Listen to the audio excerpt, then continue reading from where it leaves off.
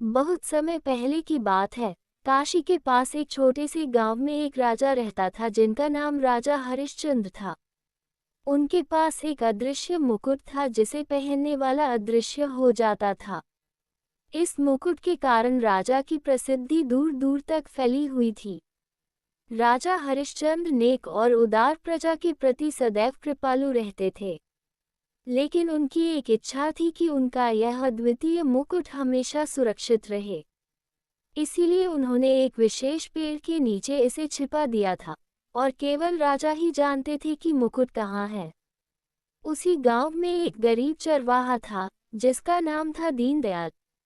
दीनदयाल की इच्छा थी कि काश उसके पास भी पर्याप्त धन दौलत हो तो वह अपने परिवार की बेहतर देखभाल कर सके।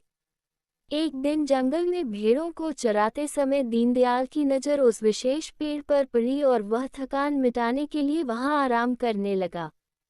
न जाने कैसे उसका हाथ पेड़ के एक छेद में चला गया और उसे वहां कुछ महसूस हुआ।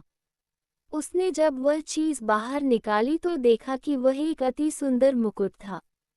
दीनदयाल को नहीं पता था कि वह मुकुट कितना खास है, लेकिन जैसे ही उसने मुकुट को अपने सिर पर रखा वह अचानक अदृश्य हो गया। वह समझ गया कि यह कोई साधारण मुकुट नहीं है और उसने तय किया कि वह इसका उपयोग अच्छे कामों के लिए करेगा।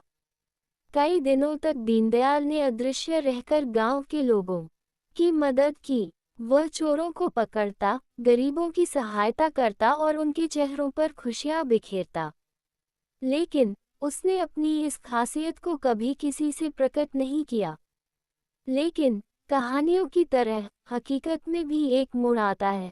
राजा हरिश्चंद्र को जब ये पता चला कि उनका मुकुट गायब है तो उन्होंने पूरे गांव में खबर फैला दी।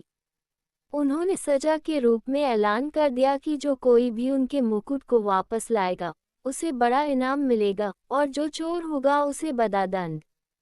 दीनदयाल को समझ में आ गया कि यह मुकुट राजा का है।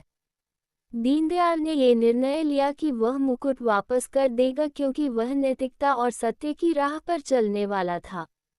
वह अदृश्य होकर राजा के महल में गया और मुकुट को वापस उसी स्थान पर रख दिया जहां से वह गायब हुआ था।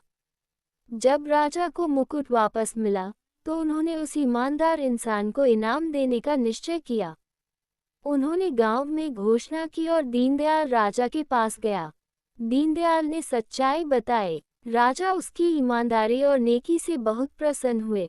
उन्होंने दीनदयाल को गांव में उसकी मदद के लिए बहुत सारा सोना और धन दिया। इस कहानी के द्वारा हमें ये सीख मिलती है कि सत्य और नैतिकता का मार्ग हमेशा हितकारी होता है और अंततः विजय हमेशा सत्य की होती है। आज भी वह अदृश्य मुकुट की कथा, अदृश्य मुकुट, द इनविजिबल क्राउन के नाम से काशी के गांव में प्रसिद्ध है और उसकी शिक्षा हमें ये बताती है कि साधारणता में भी असाधारणता का वास हो सकता है।